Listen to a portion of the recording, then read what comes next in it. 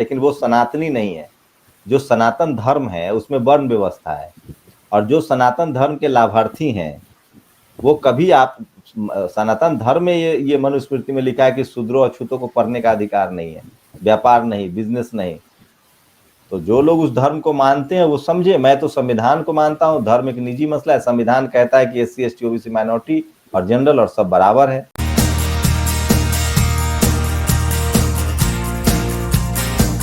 आज भी सरकारी स्कूलों में हमारे जो भी समाज के बच्चे पढ़ने जाते हैं, वहाँ पे हमारे समाज के लोगों का देखा जा रहा है, या हम भी देख रहे हैं, या आपने भी देखा होगा, छठा से लेकर 10वीं तक के क्लास में जो विषय है हिंदी पाठ्यक्रम में रामायण महाभारत जैसी कहानियों को पढ़ाया जा रहा है।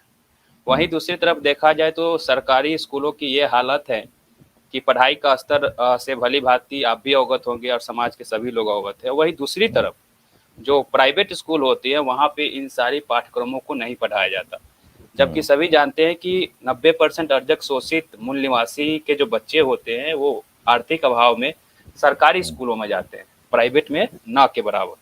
तो इसका असर हमारे समाज के बच्चों पे कितना पड़ेगा, इस पे सर अपनी बातें रखें। जी, बड़ा अच्छा सवाल है, शुक्रिया। मैं कई बार बोल चुका हूं। देखिए, आप समझिए, देखिए मुगलों का जब मैं पोस्ट मॉडर्नाइजेशन में आता हूं, आधुनिक भारत में आता हूं, ठीक है। मैं एंशिएंट मैं भक्ति काल को भी छोड़ देता हूं जो विद्रोह का काल है। देखिए, भारत एक शानदार देश था, डेमोक्रेटिक सिस्टम पनपा, जहां जन्म हुआ, सम्राट अशोक का देश, जिसने अपने बेटा और बेटी को धम्म की दीक्षा के लिए संघमित्रा को और राजा महेंद्र को भेजा, राजा नहीं बनाया। तो बहुत शानदार आपका मतलब राजाओं का भी दौर रहा है। उसके बाद आप जब आते हैं मॉडर्न हिस्ट्री में, आप जब आते हैं आधुनिक भारत में, तो क्या होता है? देखिए, भारत में 2500 बुद्ध के बाद से, सम्राट अशोक के बाद से, बृहद्रथ के बाद से कल्चरल हेजमनी चेंज होती है और वहां जाति के आधार पर राजा तय होने लगते हैं, क्षत्रिय राजा होते हैं। उसके बाद जाति व्यवस्था को बृहद्रथ जो है वो जाति व्यवस्था पर थोपता है, और मनुस्मृति, रामायण, महाभारत सब उसी दौर में लिखा गया है। ये राजेंद्र प्रसाद सिंह हैं, आप उनको पढ़ सकते हैं। सोचिए, मैं लॉजिक दे रहा हूं, आप पढ़िए पुराण में जो भविष्य पुराण है उसमें रानी विक्टोरिया की चर्चा है। अब बताइए, क्या अगर वेद व्यास पुराण लिख रहे थे तो मोदी का भी चर्चा कर देते? जब रानी विक्टोरिया का मतलब कि अब लिखा गया है। तो जब बृहद्रथ राजा बने, पुष्यमित्र शुंग राजा बने, उसी समय उन्होंने उसी समय उन्होंने अपने कल्चरल हेजमनी को जो तमाम विनय पीटक से लेके तमाम जो बुद्ध साहित्य थे जो पाली और प्राकृत में जो अशोक के स्तंभ पर है, तो उन्होंने उसका ट्रांसलेशन करवाया, उससे जो भी निकालना था निकाला। ये सब लोग करते हैं, अपने अपने राजा के दौर में सब अपनी करते हैं। तो फिर आपके हाथ से इस देश में जो क्षत्रिय थे, जो किसान थे, उसके हाथ से सत्ता गई, और जो आर्य लोग थे वो उन्होंने सत्ता पर कब्जा किया, उन्होंने अपने हिसाब से चीजें की। अब वो चलता रहा, मुगलों ने इन पर कब्जा कर लिया, क्योंकि ये मुगल 500 लोग आते थे, ये लोग 25,000 होते थे, लेकिन जाति की वजह से जनता खेल देखती थी, ये लड़ते थे और हार जाते थे, क्योंकि अमूमन ये बहुत बलशाली राजा नहीं होते थे, क्योंकि इनका DNA कमजोर था, ये बहुत मेहनत कश नहीं होते थे। फिर उस समय स्कूल के दरवाजे आपके लिए नहीं खुले। अंग्रेज आते हैं तो उन्होंने एजुकेशन पॉलिसी लाई, मैकाले ने IPC बनाया, इंडियन पिनल कोड बनाया, फिर आपके लिए स्कूल के दरवाजे खोले, तभी आपको फूले, पेरियार, अम्बेडकर मिले। फूले की पढ़ाई, पेरियार की पढ़ाई और अम्बेडकर की पढ़ाई अंग्रेजों की वजह से हुई।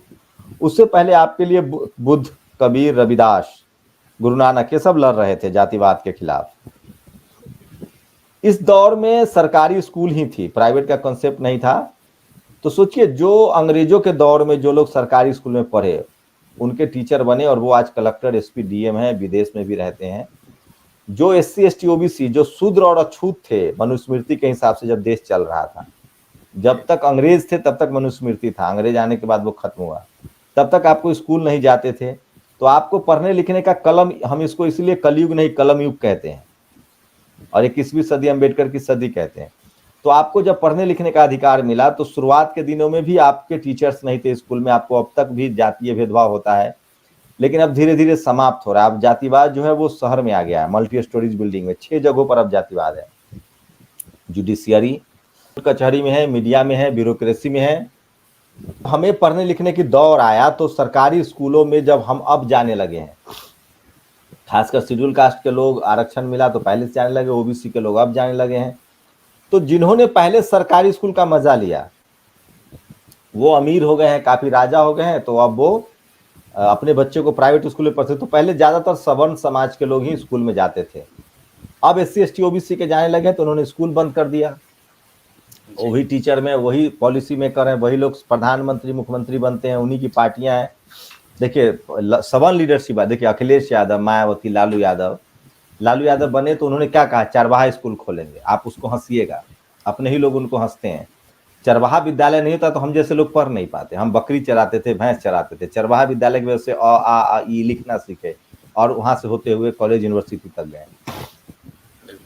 तो जो आदमी गरीबी से निकला है, जो तकलीफ है, वो सड़कें बनाएगा, स्कूल बनाएगा, अस्पताल बनाएगा। जो गाय गोबर की राजनीति करते हैं, जिनके 7 पुश्ते खाई हुई है। मैं आपको कह रहा था, अब जातिवाद गांव में नहीं, जातिवाद शहर में है, मल्टी स्टोरीज बिल्डिंग में है, पावर सेंटर्स पर है, media, judiciary, business, college university में जातिवाद है। अब क्या हुआ, SC ST OBC के आज के डेट में, मैं अभी आया हूँ इलाहाबाद यूनिवर्सिटी से, वहाँ 60% SC ST OBC माइनॉरिटी के बच्चे हैं, इसलिए कॉलेज यूनिवर्सिटी नहीं खोला जा रहा है। लॉकडाउन में मॉल खुल गया, सिनेमा हॉल खुल गया, मार्केट खुल गया, कॉलेज यूनिवर्सिटी नहीं खुल रहा है। अब आपके बच्चे जाने लगे हैं कॉलेज यूनिवर्सिटी में। सुखदेव थोराट कमेटी ने कहा कि अब सारे जातियों के प्रोफेसर होंगे, इंटरव्यू में सब बैठेंगे तो इंटरव्यू में मिलेगा। प्राइमरी स्कूल में भी यही हालत हो गई, आपके टीचर्स नहीं थे, अब टीचर बने लगे, तो इन्होंने प्राइवेट की तरफ मोड़ दिया है। लेकिन आज भी थोड़ा बहुत जो सरकारी स्कूल बना है, आप उसी की वजह से पढ़ पाते हैं। तो जब तक आपकी सरकार नहीं आएगी, आपका कोई मुख्यमंत्री नहीं बनेगा जिसको इस दर्द के बारे में पता हो, तो जिसने गाय पाला है दूध तो वही खाएगा ना। तो आप सवर्ण समाज के लीडरशिप से ये उम्मीद करते हैं कि वो प्राइवेटाइजेशन नहीं करेगा, वो सरकारी स्कूल, अस्पताल, हॉस्पिटल बनाएगा, तो ये आपकी मूर्खता है। आप अपने पैर पे कुल्हाड़ी मारिए। तो साफ साफ है कि इस देश के SC ST OBC माइनॉरिटी को अपने अधिकार के लिए सजग होना चाहिए, और खासकर सिख समाज का अपना धर्म है, माइनॉरिटी के पास मुस्लिम समाज का अपना धर्म है, क्रिश्चियन के पास अपना धर्म है। ये जो बीच में जो SC और OBC के लोग हैं ना, और SC और ST और OBC जो अपने आप को हिंदू कहते हैं, लेकिन वो सनातनी नहीं है। जो सनातन धर्म है उसमें वर्ण व्यवस्था है, और जो सनातन धर्म के लाभार्थी हैं वो कभी, आप सनातन धर्म में ये मनुस्मृति में लिखा है कि शूद्रों अछूतों को पढ़ने का अधिकार नहीं है, व्यापार नहीं, बिजनेस नहीं। तो जो लोग उस धर्म को मानते हैं वो समझे। मैं तो संविधान को मानता हूँ, धर्म एक निजी मसला है। संविधान कहता है कि SC ST OBC माइनॉरिटी और जनरल और सब बराबर है। तो सरकारी स्कूल में जो टीचर है वो क्यों पढ़ाएगा साहब? आप पढ़ लिख के, जो आपको चपरासी नहीं बनने देना चाह रहा, जो आपको स्कूल नहीं जाने देना चाह रहा था, आजाद देश में आपको स्कूल जाने का अधिकार मिला संविधान की वजह से। जातिवाद कब खत्म होगा ये बताइए। तो अभी भी वक्त है इस देश में। मायावती ने सबसे बड़ी, आपको पता है मायावती को जानते हैं लोग पार्क बनवाने के लिए। मायावती ने, आप कभी आइए दिल्ली और यूपी घूमिए, सावित्रीबाई इंटर कॉलेज बनवाए हैं जो इंटरनेशनल लेवल का है। 7 यूनिवर्सिटी खोली है उन्होंने। लालू जी ने पूरे 3 कार्यकाल में 7 यूनिवर्सिटी खोला, मायावती जी ने एक ही कार्यकाल में खोल दिया। बताइए मोदी जी ने कितने यूनिवर्सिटी बनाए हैं, योगी जी ने। तो उनके बच्चों के लिए विदेश है, अमेरिका, लंदन, जापान है। अब उन लोगों को सोचना है जो धर्म कर्मकांड में फंसे हुए हैं कि उनके बच्चे कहाँ पढ़ेंगे।